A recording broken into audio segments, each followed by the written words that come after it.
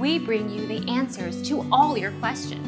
Be better than others. Enjoy the benefits of knowledge. Accept the answers from us.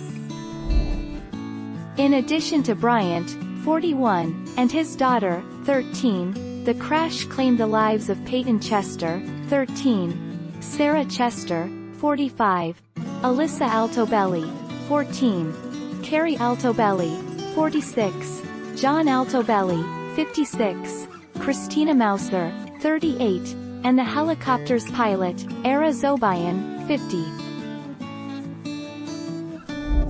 Our mission is to provide accurate answers.